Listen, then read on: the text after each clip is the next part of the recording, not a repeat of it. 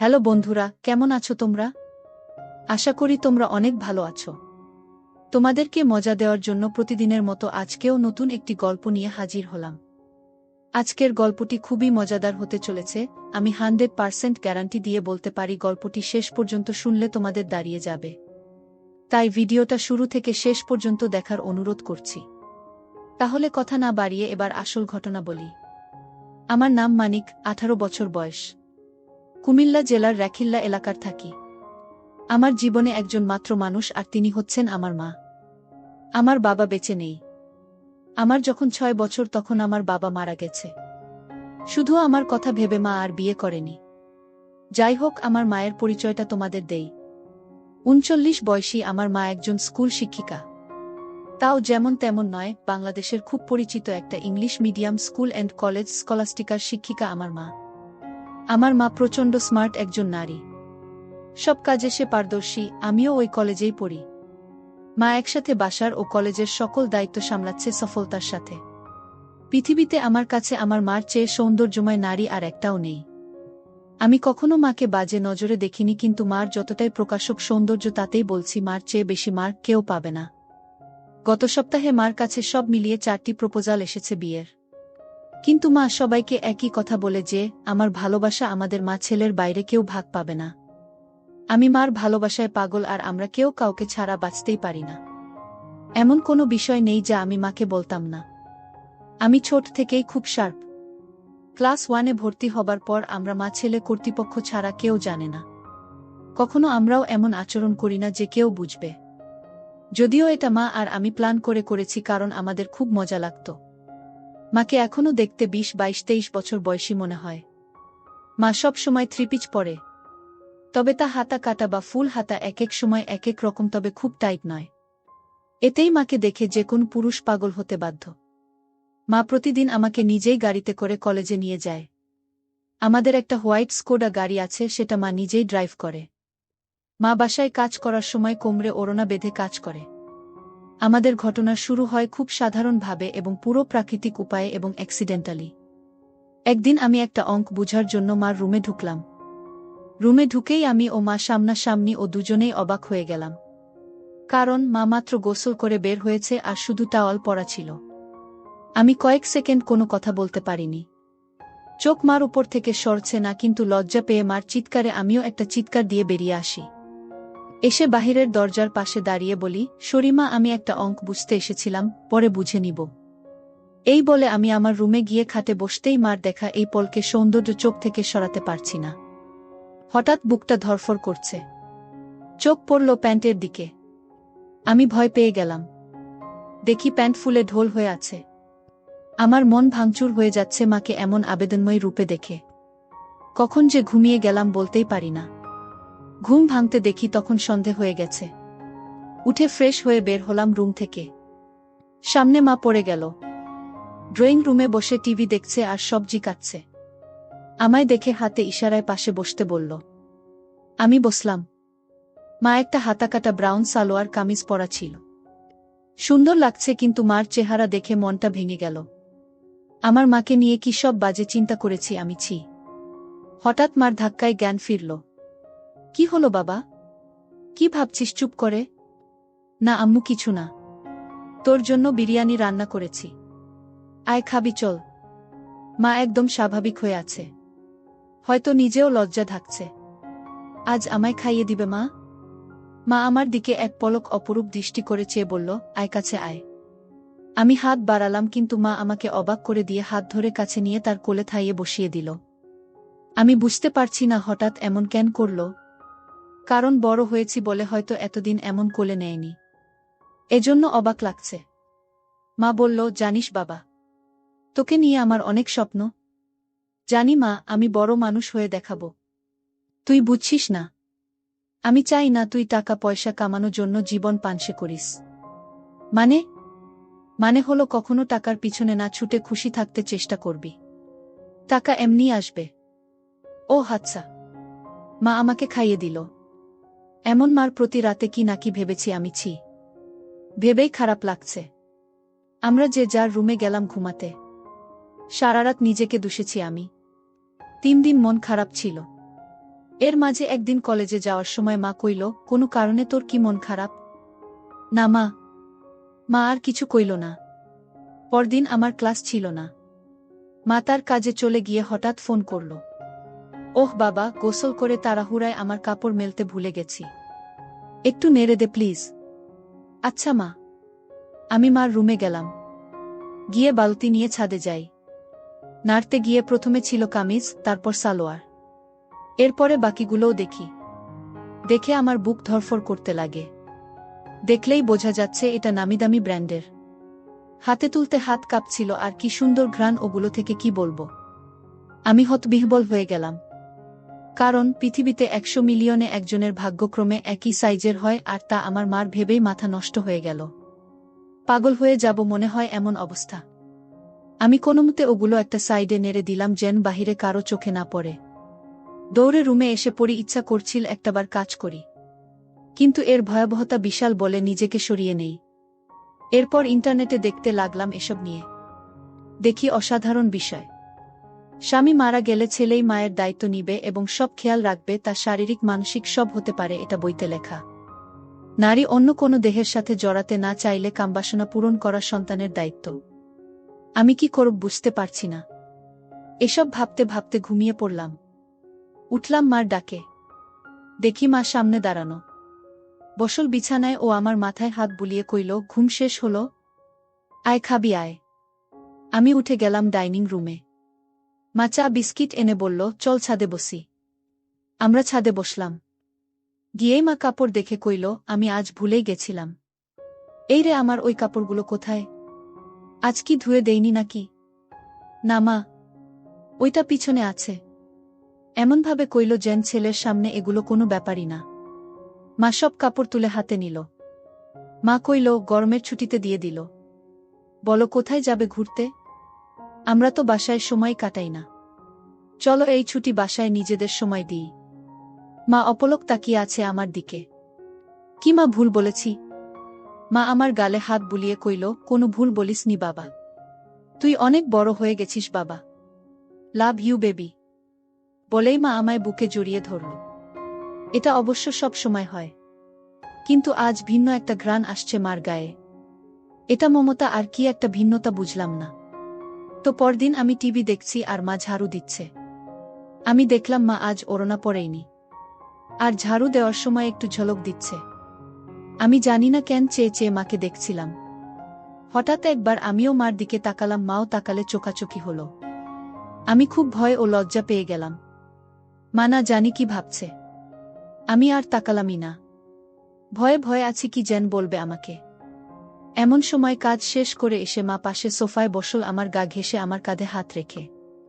আমি ভয়ে কাঁপছিলাম। মা কইল, আরে কি দেখছো এসব? চলো রেসলিং দেখি। তুমি দেখো না? আমি অবাক হলাম। মাও রেসলিং দেখে ছেলে হয়ে। আমি মাথা নেড়ে না কইলাম। মা কইল, বিয়ে ম্যান। এ যুগে রেসলিং দেখো না তা হয়? দাও রিমোট দাও। মা রিমোট নিয়ে চ্যানেল পাল্টে রেসলিংয়ে দিল। আন্ডারটেকার আর ট্রিপলিচের খেলা চলছিল। মা এত মজা করে দেখছিল যে আমিও কেমন ঘুলে মিলে গেলাম। হঠাৎ করে আমায় কইল, তোমার কাকে পছন্দ? আমি তো দেখি না, কিন্তু আন্ডারটেকার এই তো আমার ছেলে। সে খুব জোস। আমি অবাক হয়ে গেলাম। মার প্রতি একটা কৌতূহল হলো। মাঝে এনবি ও মার্গারেটের লাইভ হবে এটা বিজ্ঞাপন দিল। আমি মনে করেছি হয়তো মেয়েদের খেলা দেখবে না আমি সামনে থাকায়, কারণ মেয়েরা খেলে ছোট কাপড় পরে। কিন্তু মা আমায় অবাক করে দিয়ে আরো গা ঘেঁষে বসে কইল, এবার মজা হবে। বলেই জুস আর পপকর্ন নিয়ে এলো। আমি উঠে যাচ্ছি লজ্জায়। মা আমায় থামিয়ে কইল, আরে বস, মজা হবে এদের খেলায়। আমি মার্গারেট আর তুই এনিবি, ঠিক আছে? আচ্ছা। খেলা শুরু হলো। দুজন ছোট ছোট সেট পরে এসেছি। মা বেশ মজা করে দেখছে। আমি শুধু মাকে দেখে অবাক হচ্ছি। মাঝে এর দিলে মা তখন আমার দিকে ফিরে আচমকা কইল, তুমি আমাকে বন্ধু মনে করো? আমি হঠাৎ একথা শুনে অবাকই হলাম। অবাক হবার কিছু হয়নি। উত্তর দাও বাবা। আমার আর কে আছে তুমি ছাড়া? তুমিই তো আমার সবকিছু।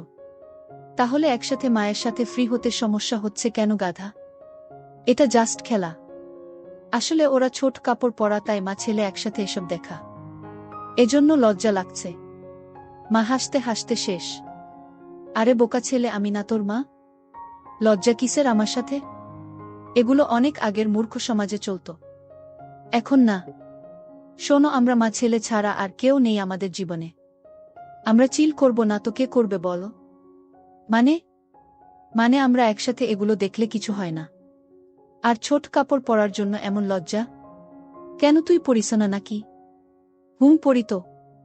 আমিও তো পরি, তাতে কি হয়েছে? এসব উল্টপাল্ট কথা বলবি না। পোশাক কখনো মানুষের স্বভাব থাকে না। মনে বিষ নিয়ে যদি বুরখা পরে ঘোরা হয়, তাহলে বুরখা পরার কোনো মানে হয় না। আমি মাথা নাড়লাম। এরপর খেলা শুরু হলে দেখা শুরু হলো আমাদের। হঠাৎ মা কইল, চল বাজি হবে, আয় দেখি কে জিতে। আজ মার্গারেট জিতবে। আমিও আর লজ্জা না পেয়ে মাকে সঙ্গ দিলাম। আমরা রক্তহীন করা খেলায় শেষে আমিই জিতে গেলাম। পুরো 10,000 টাকা জিতলাম আমি, কিন্তু মা একটুও মন ভারী করল না। বাহ, বেশ টাকা আয় হলো। মাঝে মাঝে এমন হলে বড়লোক হয়ে যাব। তা তো হবেই, তবে জিতলি আমাকে কি খাওয়াবি বল?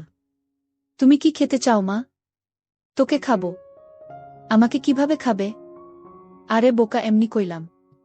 আচ্ছা, আমি ঘেমে গেছি, যাই গোসল করে আসি। মা গোসল করতে গেল। আমি টিভি দেখছি। হঠাৎ শব্দ মার গলার। আমি দৌড়ে যাই মার রুমে। গিয়ে আবার অবাক হয়ে গেলাম। আজ সেদিনের মতো নয়, কিন্তু আজ মাকে সম্পূর্ণ ভিন্নতর দেখলাম। আমি হাঁ করে তাকিয়ে রয়েছি। কিরে, কি দেখিস? অবাক হয়েছিস না? আমি মাথা নেড়ে হা বলি। কিন্তু এত টাইট যে? ও, তুই টাইটের কথা বলছিস? আমি বলছি, এটা আমার অনেক আগের জামা। এই জামার বয়স তোর চেয়ে 2 বছর বেশি। কি বলছো এগুলো? ওয়াও।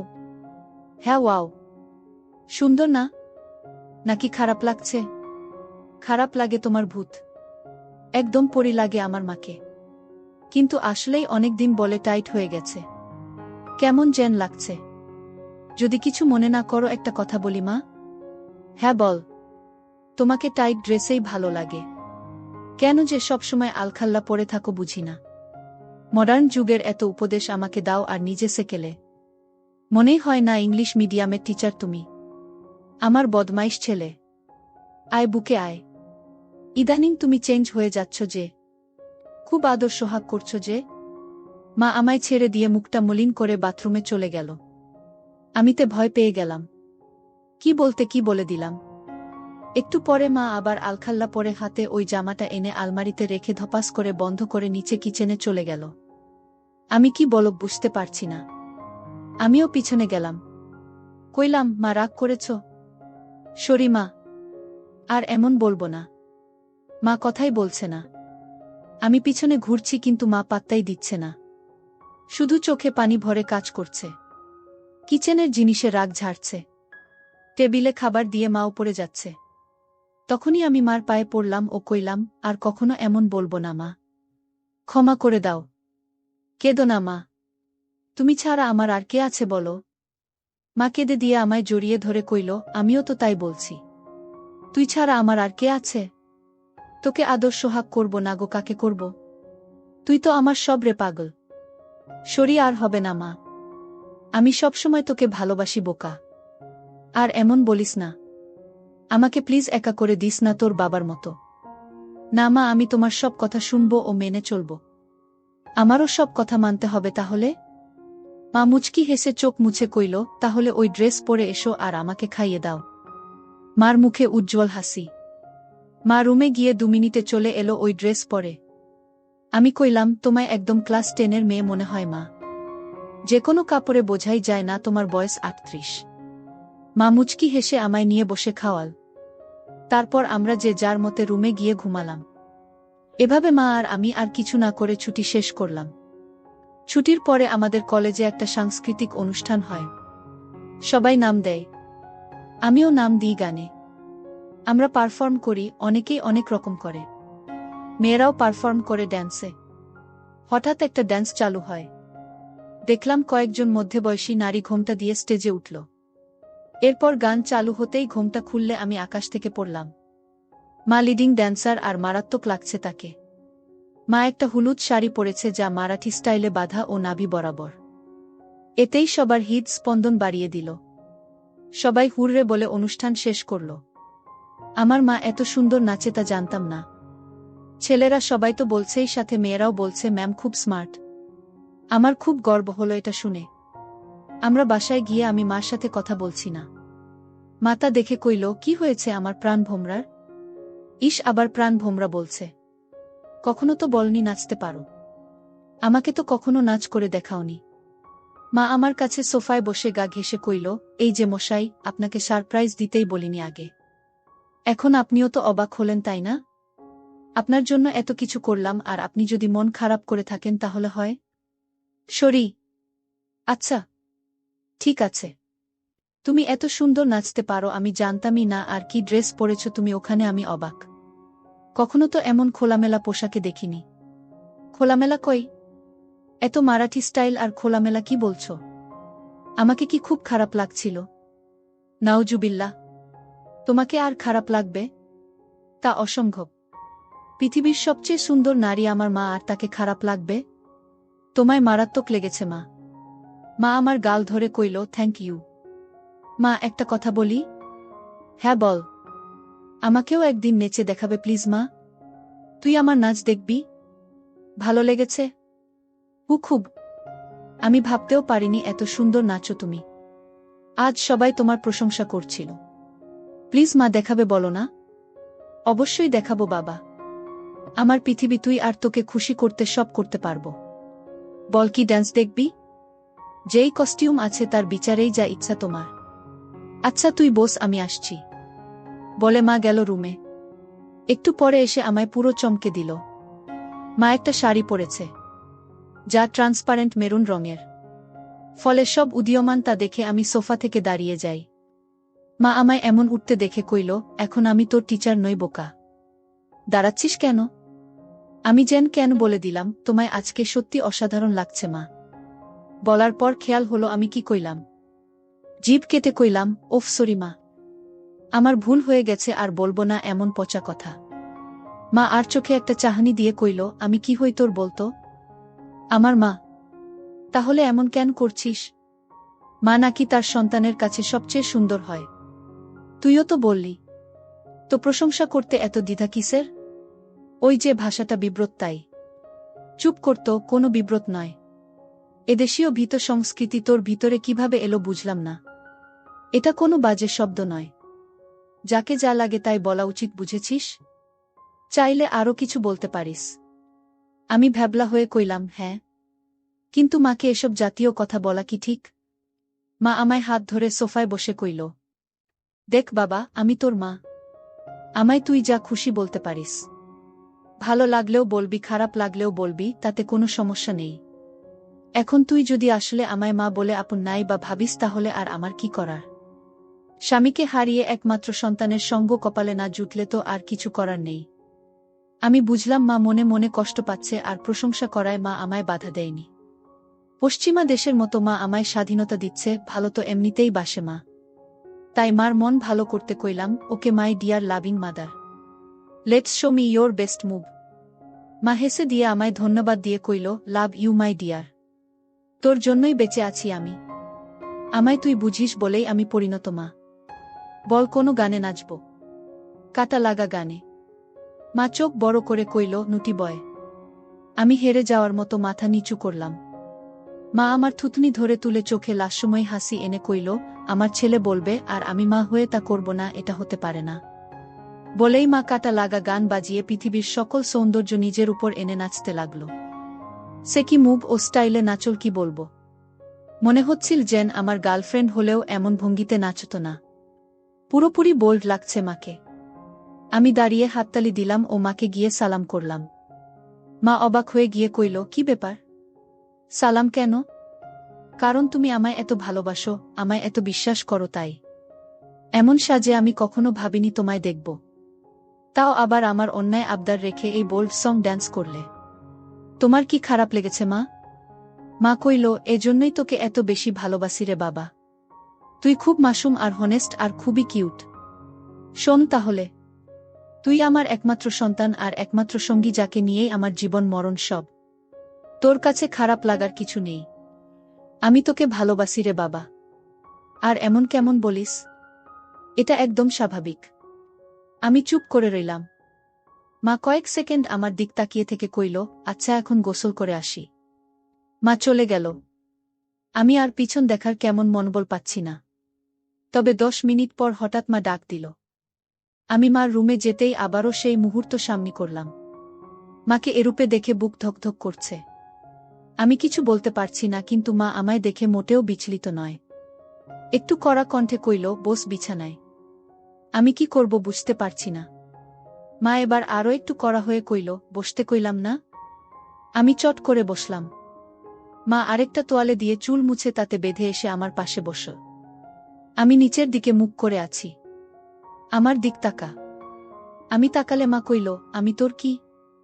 মা, আমি খেয়াল করছি সেই দিন এমন তোয়ালে পরা দেখার পর থেকে তুই পাল্টে গেছিস। কেন এমন কেন করছিস? আমি সরি মা। আমি আসলে সেদিন একটা অঙ্ক বুঝতে এসেছিলাম। জানতাম না তুমি গোসল করে তোয়ালে পরে বের হয়েছিলে। তাই ঢুকে পড়ি, আর হবে না মা। ভুল হয়ে গেছে। আর একটা কথা বললে একটা চড় মারব। তোকে সারা জীবন এই শিক্ষা দিয়েছি আমি? আমি না তোর মা? তুই ছোট থেকে আমায় এমন দেখেছিস, এখন একটু বড় হয়েছিস বলে আর দেখিসনি। তাতে এমন করার কি হলো? কিন্তু এখন তো আমি বড় হয়ে গেছি মা। আবার কথা বলে। সন্তান আজীবন মার কাছে ছোটই থাকে, আর তোয়ালে পরে দেখায় কি দুনিয়া উল্টে গেছে? আমায় কি তোয়ালেতে দেখতে এতটাই বিশ্রী? আমি মার মুখে হাত দিয়ে কইলাম, না মা। দুনিয়াবি সবচেয়ে সুন্দর তুমি, যা সব কিছুতেই। তাহলে এত কাহিনী কেন? আমি ভেবেছি তুমি আমায় কি নাকি ভাববে, তাই ভয়ে ছিলাম। শোনো, আমাদের আমরা ছাড়া আর কে আছে যে নিজেদের স্পেসটুকুও নষ্ট করব? তোয়ালে পরে দেখলে কিছুই হয় না বাবা। আয় বুকে আয়। এরপর মা কইল, তোর খিদে লাগেনি? যা ড্রয়িং রুমে বস। আমি আসছি। আমি অপেক্ষা করছি। মা এলো কিচেনে। রান্না করছে আর গুনগুন করে গান গাইছে। আমি পিছন থেকে জড়িয়ে ধরলাম মাকে। পিছন তাকিয়ে দেখে আমি হাত সরিয়ে নিই। মা মুচকি হেসে আমার হাত ধরে গান গাইতে থাকল। আমিও হাত দিয়ে জড়িয়ে ধরে কইলাম, কি ব্যাপার? মনে এত খুশি? আমার জীবনে এমন একটা ছেলে থাকলে খুশি হব না? বল, কি খাবি? স্যুপ? আচ্ছা যা, টিভি দেখ। আমি আসছি স্যুপ নিয়ে। আমি বসে টিভি দেখছি। মা স্যুপ এনে আমায় খাইয়ে দিল ও নিজেও খেল। আচ্ছা, আমার কিছু শপিং করতাম। তুই থাক একটু বাসায়।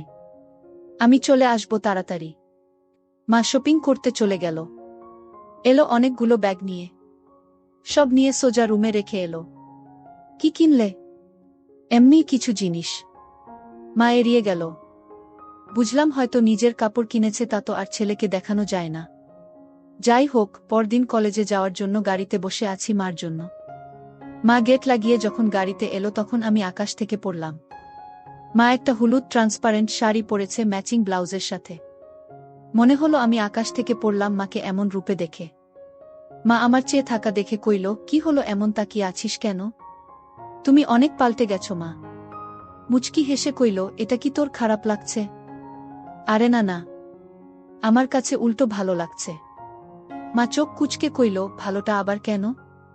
আমিও চাই তুমি নিজের জীবন সাজাও, ভালো ও খুশি থাকো। পোশাকটা না হয় তারই শুরু। মার মুখে উজ্জ্বল গর্বের হাসি। আজকে অসাধারণ লাগছে মা। আমি ভাবছি এখন থেকে শাড়ি পরব। ভালো ডিসিশন, কিন্তু শুধু শাড়ি কেন? এমনি না হলে আর কি পরা যায় বলতো? মা আমাকে জিজ্ঞেস করছো? মা কাকের মতো আশেপাশে তাকিয়ে কইল, আর কাউকে দেখছিস গাড়িতে? না মানে, একজন মা তার ছেলের সন্তানের কাছে পোশাকের সিদ্ধান্ত চায়, তাই কইলাম।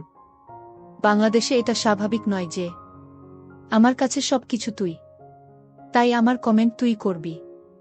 বল কেমন পরব? সত্যি ফ্রেন্ডলি বলবো? এবার চড় খাবি? সরি সরি বলছি। মা আমার দিকে তাকিয়ে রইল কয়েক সেকেন্ড। মার এই রহস্যঘন তাকানো বুঝি না। ওয়েস্টার্ন? হুম বলেই মা গাড়ি চালাতে লাগল। আধা ঘন্টা গাড়ি চালানোর পর মা আমাকে একটা পার্কে নিয়ে গেল। মা আমার পাশে বসে কথা বলছিল, হঠাৎ মার হাত আমার নিচে দিল। তখন আমার আর বুঝতে বাকি রইল না মা কি করতে চাইছে। আমি বুঝতে পারছিলাম যে মা আমার জন্য পাগল হয়ে গেছে, নিজেকে আর আটকে রাখতে পারছে না।